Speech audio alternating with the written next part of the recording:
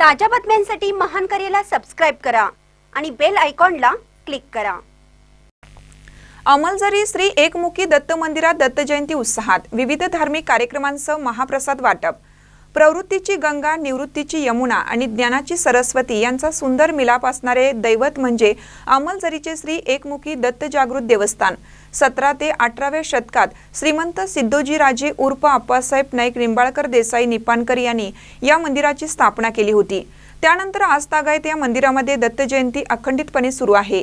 अमलझरी येथील अरविंद करंबेळकर, दिगंबर करंबेळकर, किशोर करंबेळकर व पुजारी विलास इंगळे यांच्या मार्गदर्शनाखाली ही जयंती उत्साहपूर्ण वातावरणात साजरी करण्यात आली। गुरुवारी 4 डिसेंबर रोजी सकाळी 7 वाजता निनाद महेश कळंबेळकर आणि परिवार यांच्या हस्ते श्रींच्या मूर्तीचा अभिषेक करण्यात आला।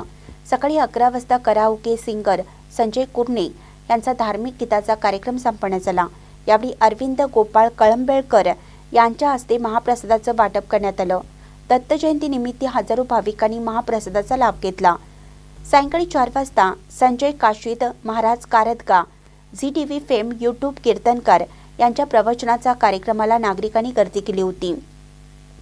सायंकाळी श्री दत्त जन्मकाळ उत्सवादरम्यान श्रीमंत दादाराजे निंबाळकर, निपाणकर सरकार आणि कळंबेळकर परिवार तसेच दत्त भक्तगण यांच्या उपस्थितीत पाळणा गायन करण्यात आलं।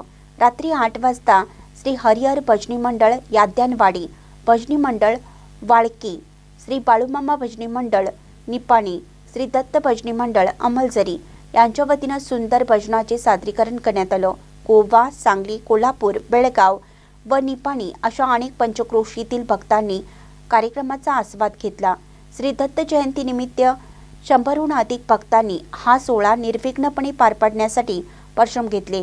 गावातील महिलांनी मंदिराची सुंदर सजावट केली होती। मंदिर परिसर विद्युत रोषणाई व झेंडूच्या फुलांनी सजला होता। महानकरी न्यूजसाठी गौतम जाधव, निपाणी।